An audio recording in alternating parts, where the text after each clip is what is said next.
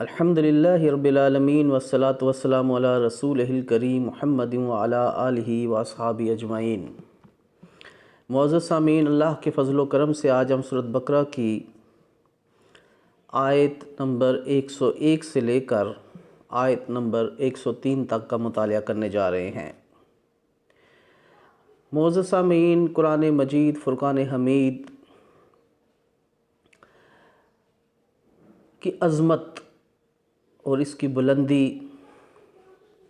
اظہر من الشمس کی طرح عیاں ہے، اور اس کی محبت ہمارے دل کی دھڑکنوں کی طرح ہے، اور اس کی محبت ہمارے دلوں میں راسخ ہونی چاہیے، اور اس سے وابستگی ہمارا طرز عمل ہونا چاہیے۔ معزز سامعین، جس قدر اس سے وابستگی ہوتی جائے گی، عمل اتنا پختہ ہوتا جائے گا اور اخلاص اتنا زیادہ ہوتا جائے گا۔ آج کل کے دور میں جہاں جھوٹ وافر مقدار میں پایا جاتا ہے، اور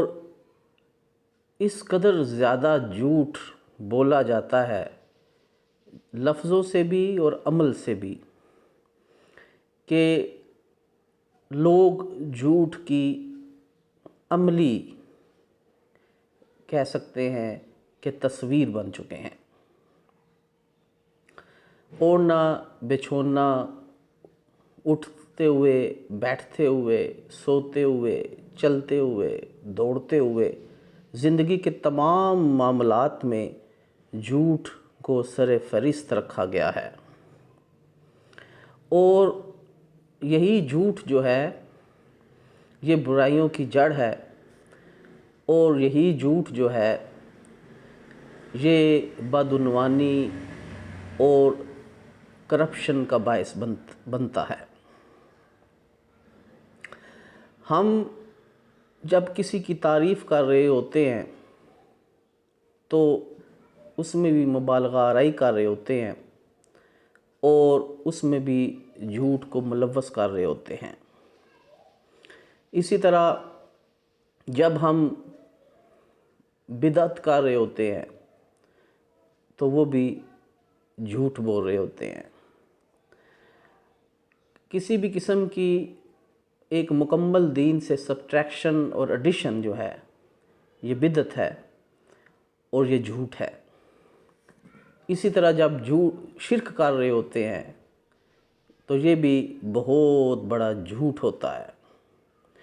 اور کوئی بھی برائی یا کوئی بھی عمل جو غیر شرعی ہوتا ہے وہ فطرت کے بھی خلاف ہوتا ہے، اور یہ جھوٹ ہوتا ہے۔ اسی طرح استحصال، چھینا چھپٹی کی جو وارداتیں ہیں، یہ بنیادی طور پر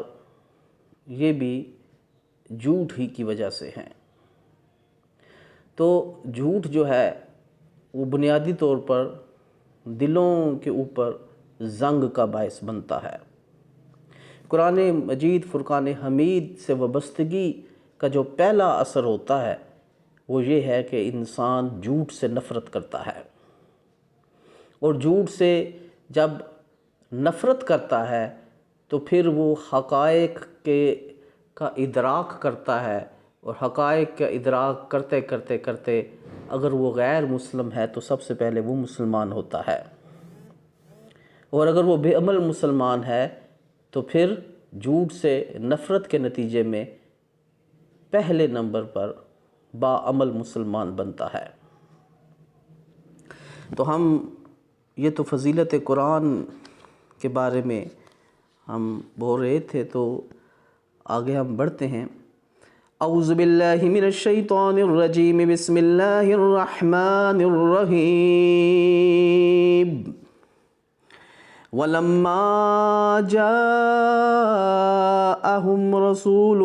مِّنْ عِنْدِ اللَّهِ مُصَدِّقٌ لِّمَا مَعَهُمْ نبذ فریق من الذین اوتوا الکتاب نبذ فریق من الذین اوتوا الکتاب کتاب اللہ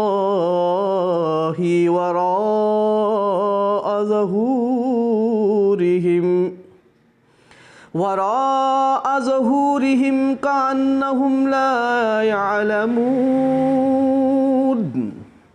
واتبعوا ما تتلو الشياطين على ملك سليمان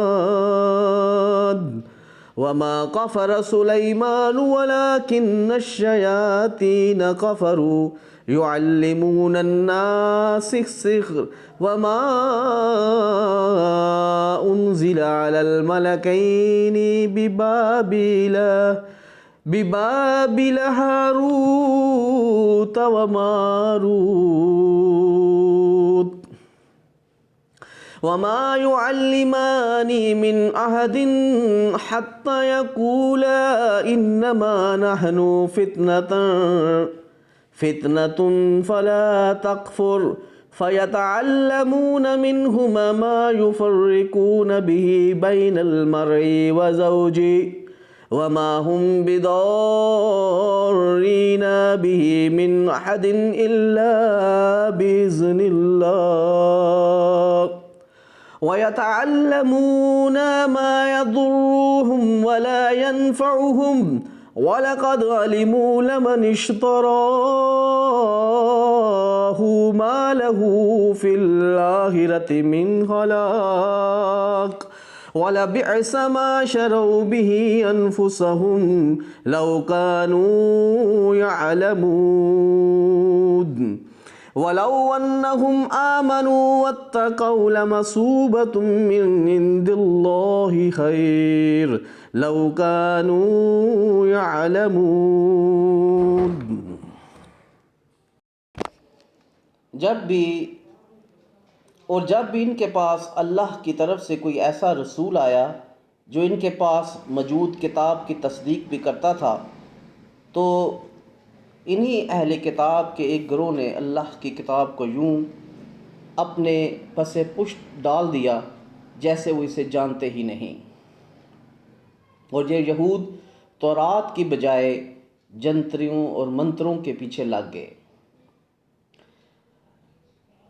جو سیدنا سلیمان علیہ السلام کے دور حکومت میں شیاطین پڑھا کرتے تھے۔